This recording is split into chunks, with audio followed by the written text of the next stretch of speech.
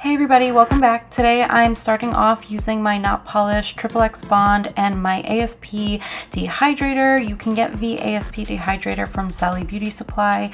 I'm going to be using my Young Nails Artistic Sculptor brush. This is their size 9 Kolinsky brush, as well as some iGel Beauty nail forms. I recently looked on their website and realized that I don't see these forms listed anymore. I'm not sure if it's because they are out of stock or because they no longer sell them, but I've seen similar forms sold on like Amazon and other random nail supply stores, so you can just use any ones that work for you and that you have available.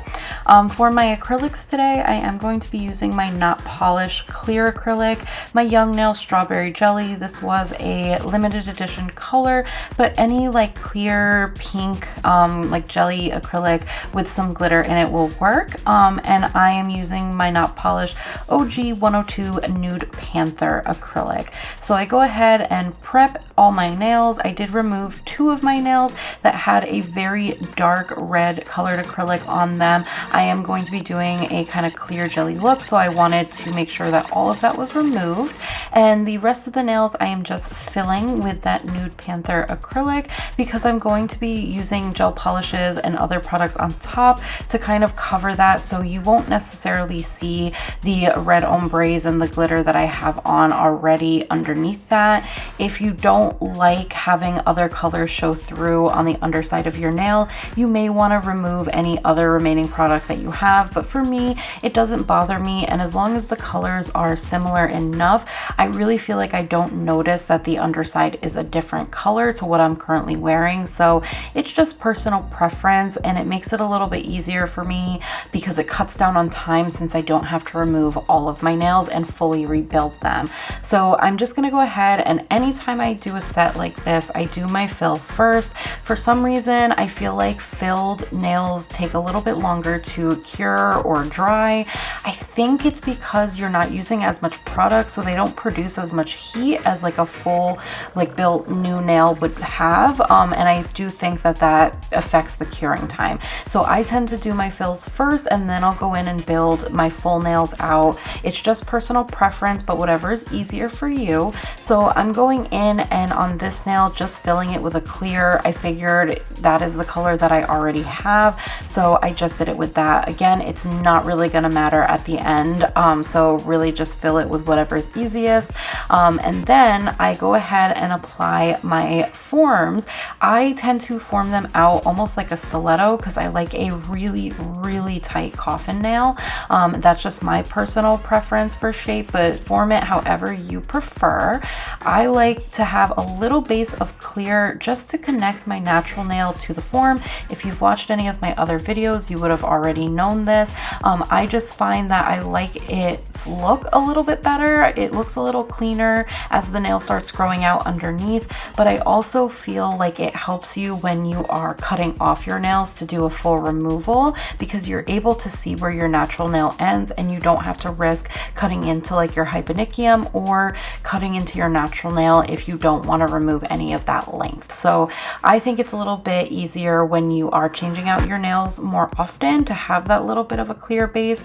I don't use it to build out like a full clear base platform though. So I don't shape the nail with the clear. I do that all in just my colored acrylic. I really just use a little tiny bead of clear to just connect the natural nail and the form. That's just my preferred way of doing it, but you can do it however you see fit. Once I have that done though, I go in with my strawberry jelly acrylic. This, I will say, is a little finicky when it comes to the application.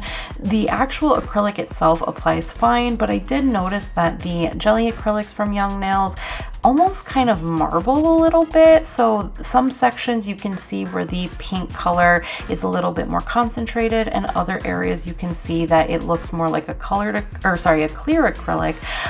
And that's something that for this design that I'm gonna go for today, it's not really gonna matter, but just be mindful of that. Jelly acrylics can be a little finicky, at least the ones from Young Nails that I've tried. So you may just want to take that into consideration whenever doing a nail design fine with them.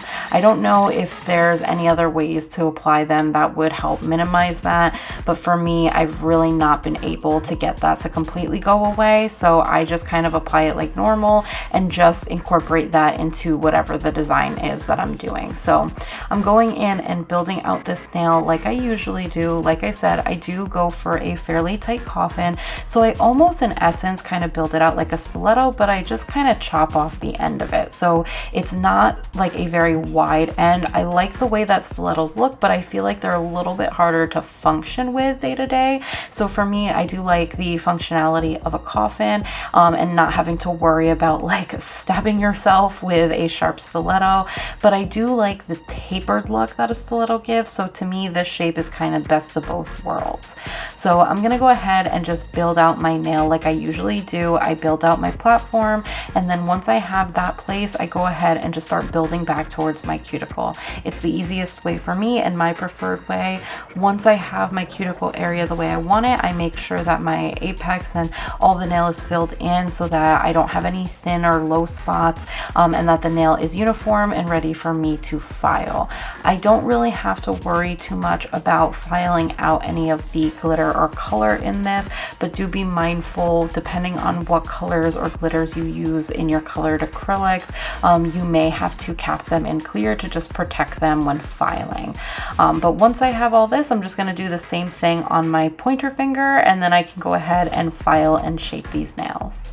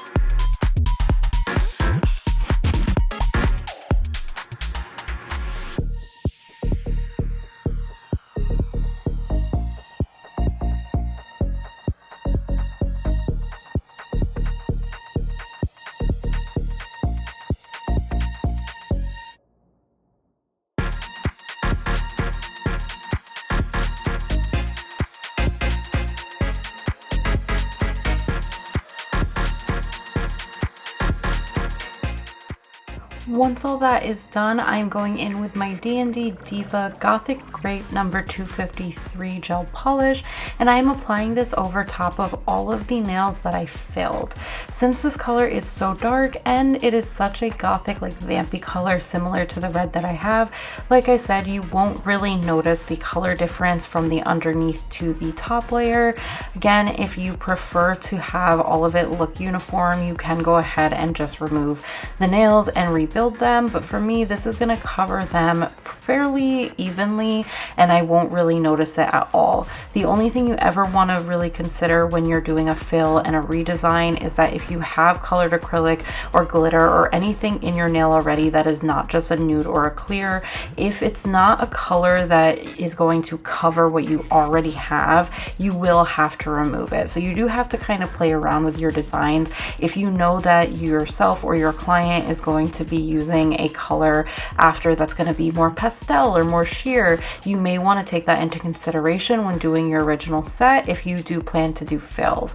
If you redo your nails fully every time, you won't have to consider this, but it's just something to keep in mind as you kind of come up with and do your nail designs.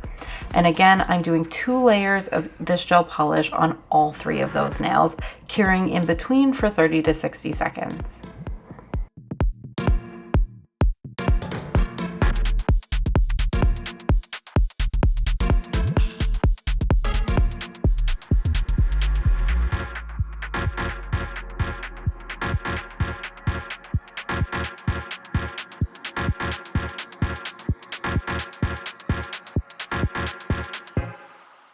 Now I'm going to go in with some of my red Iguana marble inks. I'm using the purple or the violet, and I have the white here, but I end up changing it as I do the design. And I am using a matte gel top coat. This one is from iGel Beauty. I find that the marble inks work a little bit better over a matte top coat, and I do feel like it's easier when you make mistakes, because if you use acetone to remove the marble ink so that you can redo it over time, or as you swipe it on top of the nail, especially if it's an acrylic nail versus a hard gel, it will start to kind of melt that top layer. So having that top coat as kind of a barrier will help in case you do make any mistakes and want to go back in and redo the design.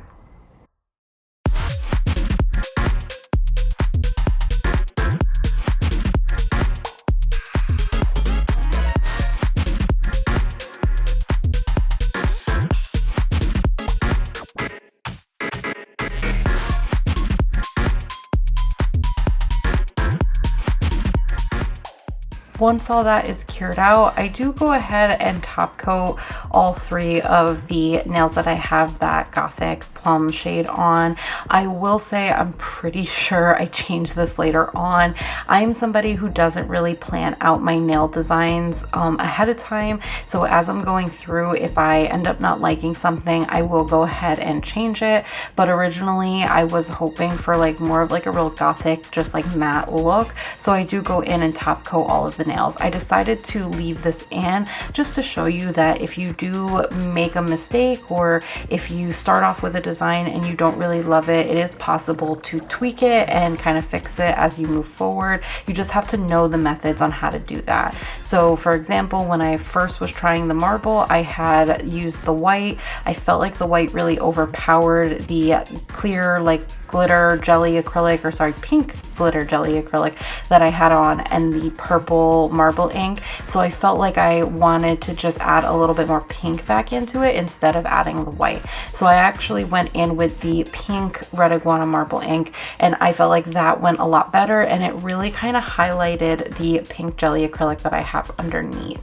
Again, because this acrylic marbles, this design is going to kind of cover it and kind of give that effect anyway. So it's not something that I had to really be concerned about. But when you are using colored acrylics, you do want to be mindful if they have any marbling in it. Just kind of incorporate that into your design, or if it doesn't bother you, you can just leave it as is. I tend to prefer to try to incorporate it into my design because I don't feel like it generally looks purposeful when you have marbling in colored acrylics, but that's just my preference. Once I have the marble ink design the way that I want it, I'm going in with some nail stickers. I'm using this Chrome Dragon, and I'm going to be applying this to my ring finger. I wanted to really tie in all the colors, and the marble inks kind of give like a smoky effect, so I kind of thought that it went with the theme, kind of like a dragon smoke design. So I am putting this on my ring finger to tie in the chrome and that pink and purple shade to the ring finger and make it kind of look a lot more uniform, and just kind of tie in everything together. So once I have that, I go in with my not polished gloss it and I top coat all of my nails. Anytime I have marble inks, chrome powder, anything that I feel like the gel top coat doesn't fully like stick to and it kind of slides over, I do 2 coats to try to make sure that that is fully on and protecting that, because I do notice that I more easily get chipping anytime I'm using things like chrome powders, marble inks, things that really smoothen out the top layer of the nail that's in between where your gel coat is. So that is it for this look. I hope you guys enjoyed it. It was really fun for me to do. I love pink and purple together. This is my favorite color combination. Maybe with a little blue is kind of my like ultimate favorite, but pink and purple is always a fun go-to for me. I love the sparkle that you see underneath from that acrylic that kind of peeks through the marble ink. So this was really, really fun. I hope you guys enjoyed it. If you would like to see more from me, please let me know down in the comments below. Let me know what you guys thought. Like this video if you did. Let me know what you would like to see from me in the future. And yeah, other than that, I don't have much else to say other than I hope you guys are having a wonderful day or night wherever you are. Everybody stay healthy and peaceful, and I will see you guys in my next one. Bye.